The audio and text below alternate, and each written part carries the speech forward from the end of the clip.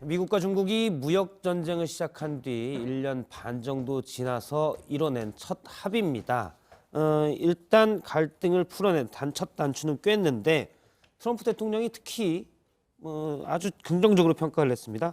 환상적인 합의다 이렇게 평가를 했네요. 네, 트럼프 대통령이 늘 자주 쓰던 어휘, 화법이잖아요. 50분간 이어진 연설 내내 환상적이고 믿을 수 없는 일이 일어났다라는 말을 여러 번 반복을 했습니다. 또 류 부총리를 옆에 세워두고 미국 협상 대표단에 노고를 취하는데 상당한 시간을 또 할애를 했고요. 지지 기반이 중서부 농업지대 팜벨트를 의식한 듯 농산물을 대거 수출하기로 했다. 자, 우리의 승리다라는 입장을 뉘앙스를 풀풀 풍겼습니다. 표면적으로는 중국이 더 양보한 듯도 하고 또 차기 대선 행보에도 꽤 도움이 될 거란 분석이 나옵니다. 네, 펜스 부통령을 비롯한 측근들 오늘 이 자리가 있을 수 있었던 건 대통령의 지도력 덕분이라면서 트럼프 대통령에 대한 찬사를 이어갔습니다. 곧이어 시진핑 주석의 친서를 낭독하려던 류호 부총리 시쳇말로 병풍 신세가 됐는데요. 이러한 자화자찬 연설, 같은 시간에 열린 미 하원의 탄핵소추안 상원의관 결정 투표를 의식한 과시였다는 분석이 나옵니다. 참고로 미 역사상 세 번째 대통령 탄핵 심판, 현지 시각 16일 정오 상원 본회의에서 시작됩니다. It's something that we all want to get done, and it'll be a tremendously big deal. This is something that's going to be so special, however, to our manufacturers, our farmers, our bankers, our service people. This is the biggest deal there is anywhere in the world by far, and that's good. 아주 큰 그러니까 미국 입장에서 상당히 좋은 합의를 이뤘다라고 얘기하는데 지금 조 반장이 지적한 대로 상원에서 탄핵 심판 들어가니까 내가 경제적으로 이렇게 큰 일을 했는데 날 탄핵해? 이런 메시지가 좀 있는 것 같습니다.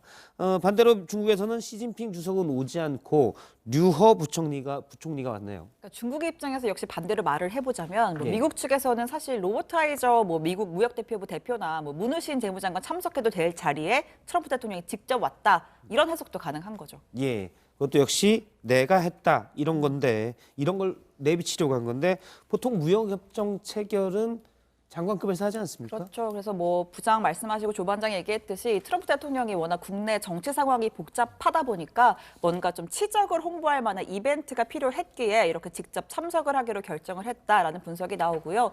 또 외신들 분석을 보니까 시진핑 주석의 부재는 미국이 중국보다 더 이 협정을 원한다라는 인상을 남겼다. 이 시진핑 주석이 뒤에서 조용히 웃고 있을 것이다. 이런 평가도 있었습니다.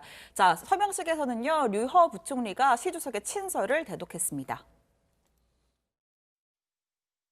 我们要从人类和平与发展的大局出发，为了人类共同的命运，坚持平等协商、相互尊重，推动以协调、合作、稳定为基础的中美关系健康发展，努力完成我们伟大的历史使命。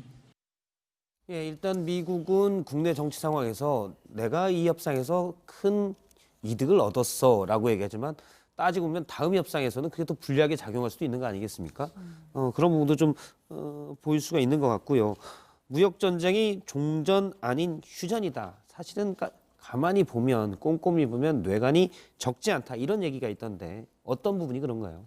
일단 지금 예를 들어서요. 지난해까지의 지금 중국의 대미 수입액을 놓고 비교해 보면 앞으로 이제 큰 폭의 지금 이 대미 수입이 증가해야 됩니다. 당장 지금 이 총 수입을 2년간에 걸쳐서 2천억 달러어치를 더 좀 구입을 해야 하는 상황인데요. 어떻게 늘릴 것인지 구체적인 방안은 담겨 있지 않은 상황입니다. 또 영업비밀의 보호, 지적재산권에 대한 합의에 도달했다는 표현도 모호한데요. 중국은 2025년까지 첨단 제품 70%를 국산화하겠다면서 나라 차원에서 보조금을 대거 지급을 하고 있습니다. 미국으로서는 평등한 상태에서 경쟁하는 것이 아니다 보니까 또 갈등 요소가 될 수 있는 상황인 겁니다. 그러니까 이런 부분에 대한 합의가 미국 입장에서 보면 제대로 되지 않았다라는 부분인 거죠. 중요한 건 이제 미국과 중국 둘 다 우리나라와 교역량이 많은 대표적인 국가들인데 이번 합의로 우리 경제는 어떤 영향이 있을까요? 일단은 청신호지만 긴장을 늦추기는 좀 이르다 정도로 평가를 해볼 수 있을 텐데요. 2018년 10월 미중 무역 전쟁 이후 글로벌 무역량 급감을 했고 또 미중 수출 의존도가 40%에 육박하는 우리나라 역시 큰 피해를 입었었는데 특히 부진을 보였던 반도체 분야에서는 올해 수요 회복이 이어질 걸로 보입니다. 다만 일각에서는 합의 내용을 두고 우려의 시각도 나오는데요. 중국이 미국산 제품 수입을 늘리고 다른 국가에 대한 수입은 줄일 경우에 한국 수출이 부정적인 영향을 받을 수 있다는 분석도 있습니다.